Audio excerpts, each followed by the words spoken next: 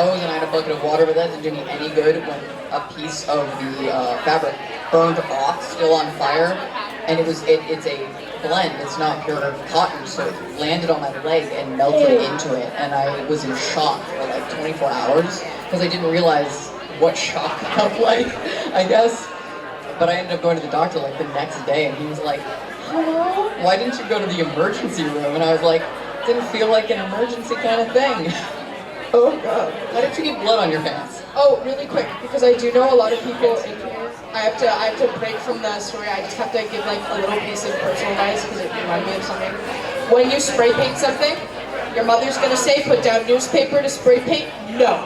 The spray paint sticks to the newspaper, and pieces of newspaper will end up all over your cosplay. Use a tarp or use builder's paper. Yeah, my hot swings that, you know, the first ones that I've been wearing recently.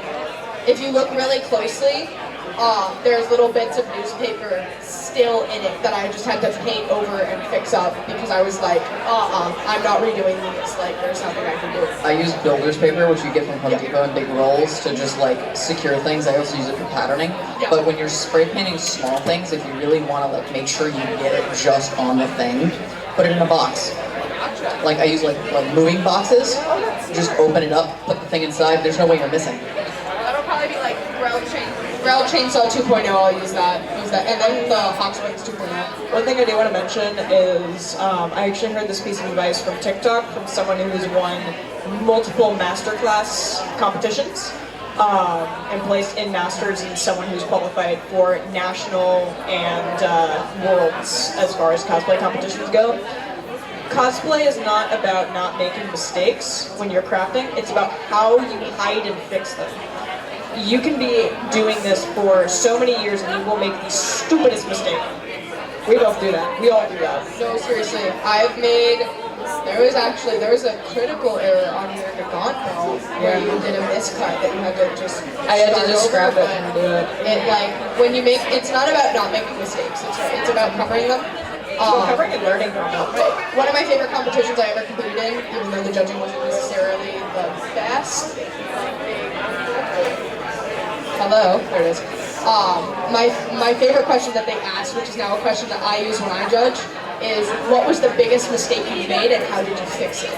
And that was such an interesting way to do it because you aren't asking for perfection in cosplay competition, you're asking for talent and ability, which means you gotta work around stuff and it's versatility, so that's very much something that needs to come into account. And there are things that you can do to help prevent, like, critical errors and stuff, but they're still gonna happen. It's unavoidable. Like, I make mock-ups when I'm sewing something big, like my Dobby coat. I patterned it myself, and so because it was a self-made pattern, I knew, okay, I have to test this, I have to make sure this works. So I picked a cheap fabric, I made a mock-up of it, okay, great, it works, now I can do it on the expensive stuff. Yeah. Broadcloth or liner is really good to do that with, especially broadcloth. It's really cheap. You can get it pretty cheap. And look at your local fabric stores rather than Joann's. Joann's is expensive or and very overpriced. Especially for stuff like broadcloth, like it doesn't matter what it looks like or feels like. Just get it online. Shop deals. Kind of the fabric.com or whatever. The generic like, oh, do this, don't do that. All right. Yeah. Do we want to go into techniques? I was about to ask what's everybody's favorite material to work with and why?